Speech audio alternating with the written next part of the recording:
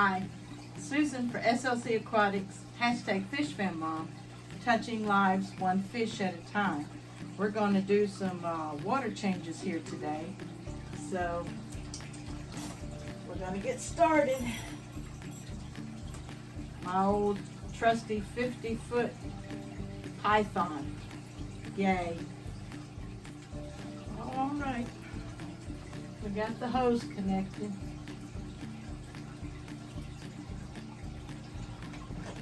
I'm going to start over here on the 15 log and just go around the room. The best thing to do, and a lot of people, I don't hear them talk about it, to keep the python sterile, you want to prime the python until you are getting tank water at the sink. That way you know any water that may have been residue in the python has been flushed out. And then I test the temperature of the water that I'm getting ready to put back in, and then I close the valve in order to reverse the water flow from the faucet into the aquarium. And I need to add some dechlorinator right quick. You always want to shake your dechlorinator to mix the chemicals. Make sure you're not getting diluted. And I put a little bit more. I put about worth 5 gallons. I didn't put 5 gallons in. I probably put 1.5 gallons of water in, maybe 2 gallons. And then I like to feed my fish after a water change. These are guppy flakes that I get from Everything Aquatic.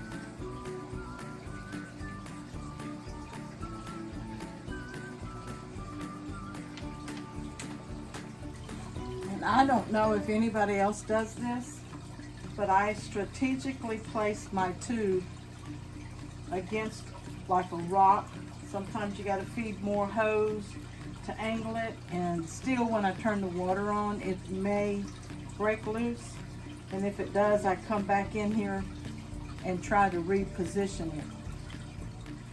The tube dropped just a little bit.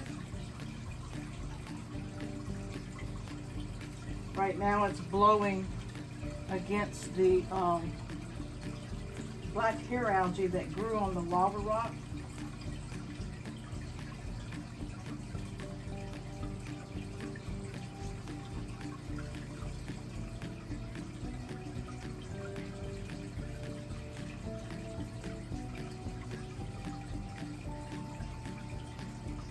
That duckweed is something else. I'll be collecting a lot of it and taking it out to the goldfish pond. And sometimes you can get some backwash in this line. So after I drain it all the way down, I'll flip the valve to cut the water flow off. And that way I can hang the tube upside down anywhere and there won't be any water that comes out of the python. That's just what I do. I almost forgot to put dechlorinator in the 55, so I'm going to go ahead and add dechlorinator to here before I forget. And again, that's probably just a couple gallons that I'm topping off, but I'm going to put it at 10.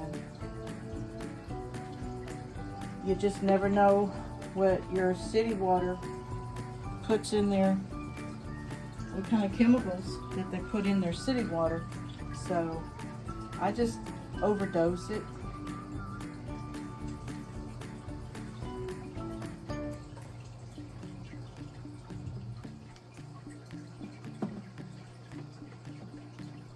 I'm always cleaning the hose off.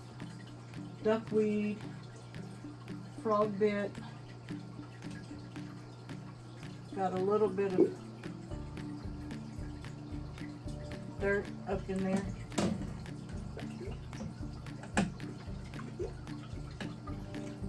So I went ahead and added the dechlorinator, didn't I? I think I did.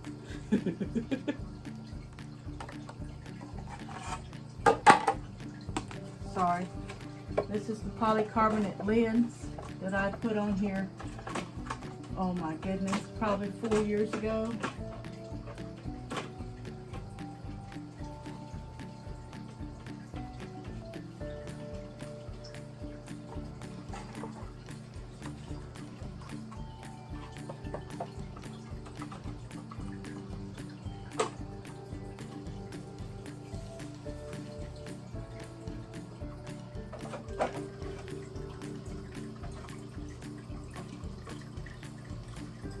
Now this is the 29 that has the blue-eyed lemon plecos in it and some Chlorinator.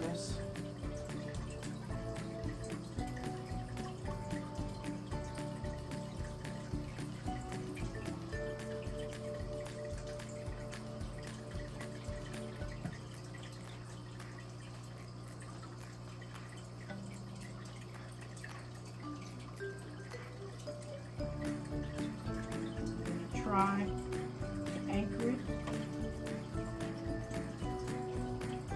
on top of the pleco cupcakes.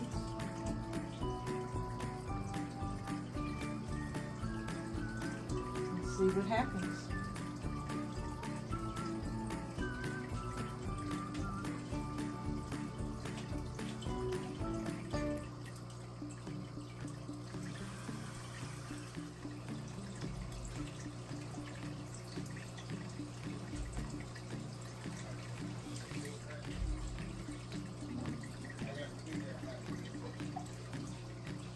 Okay, I just reversed the water flow and it came up, so I got to reseat it. And I'm going to add the Chlorinator as well.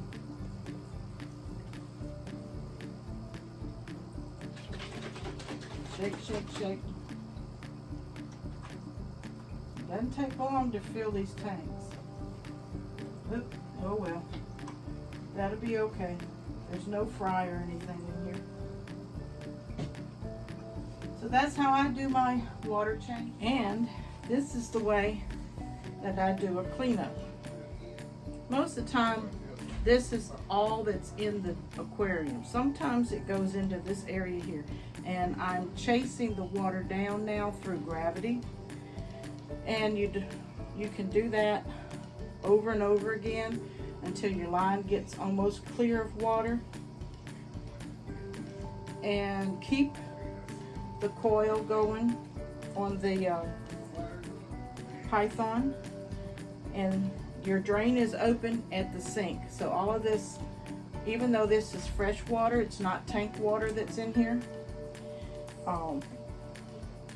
It just keeps the tubing from mildewing. And if it ever mildews, you want to actually, sometimes you got to twist this to get the coil to go. And you do want to use a bleach solution, but not a very strong bleach. I would really use white distilled vinegar. It's not as harmful to the coating that's on the tube. So Python does a great job. I don't know what they do with their tubing, but I've had this now for several years and it's not turned black. The other one has turned black. It's an older line. This is Susan for SLC Aquatics. #FishFamLon, touching lives one fish at a time. I hope you've enjoyed this and gotten some pointers out of it. Love you.